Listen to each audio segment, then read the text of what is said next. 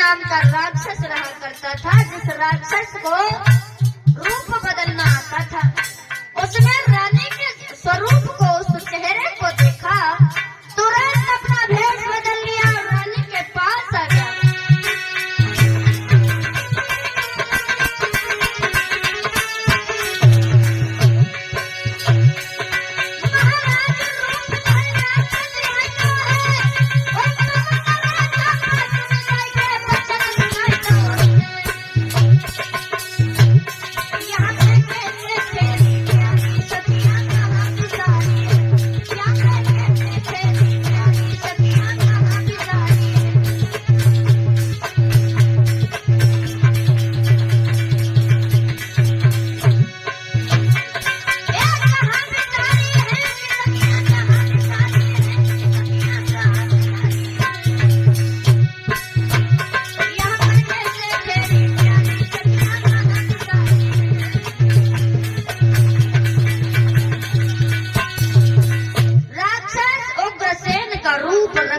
तुरंत आ गया, और जब तुरंत आ गया उसने देर नहीं की और कहने लगा पवन रेखा, रानी से कहा, रानी तुम यहाँ इतनी दूर कैसे आ गई?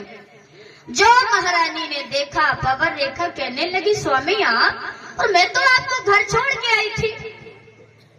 वो राक्षस बात बदल के कहने लगा, पवन रेखा तुम घर से चली आई, मेरा मन नहीं लगा, मैं भी तुम्हारे पीछे पीछे चला आया।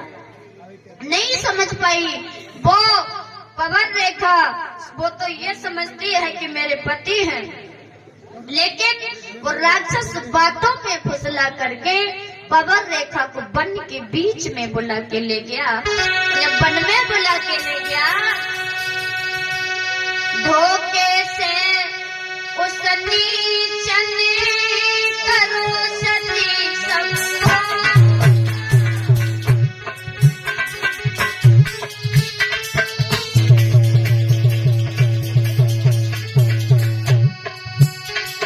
धोखे से उस नीचन करो सती संभा, प्रकट हो गया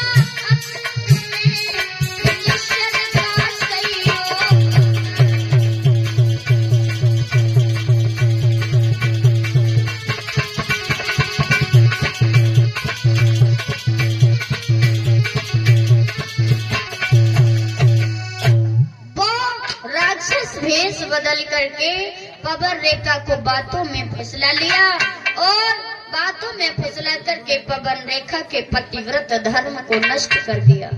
और जब पतिव्रत धर्म को नष्ट कर दिया और जैसे ही धर्म नष्ट किया वैसे ही अपने रूप में प्रकट हो गया। और जब अपने रूप में प्रकट हो गया उसी समय, और जब अपने रूप में प्रकट हुआ तो पवन रेखा ने जब देखा है, श्रोताओं सोचने लगी है, राक्षस ये, और इसने मेरे साथ मेरा धर्म नष्ट कर दिया। पवन रेखा जो है वो कहने लगी है, नीच तूने हमारे पतिव्रत धर्म को नष्ट कर दिया। कहने लगी,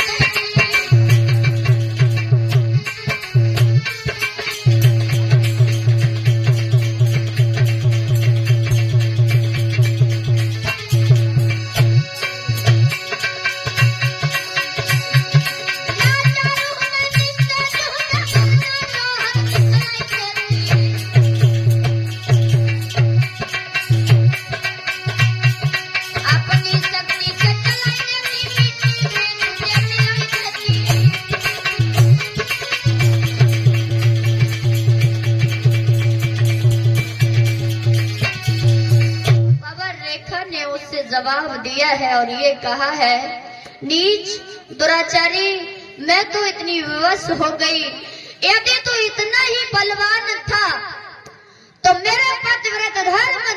नष्ट होने से पहले सामने एक बार आ जाता, तब मैं तुझे दिखा देती कि मुझ में शक्ति क्या है। अब तो मेरी शक्ति क्षीण हो गई है, अब हम में वो तेज नहीं है, वो शक्ति नहीं है, नहीं तो हम तुझे भस्म कर देते।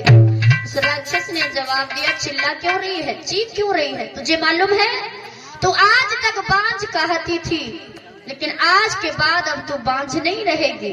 वो कहने लगा है राक्षस कि हमारे वीर प्रताप से जो बच्चा पैदा होगा इतना बलशाली होगा। कहने लगा वो राक्षस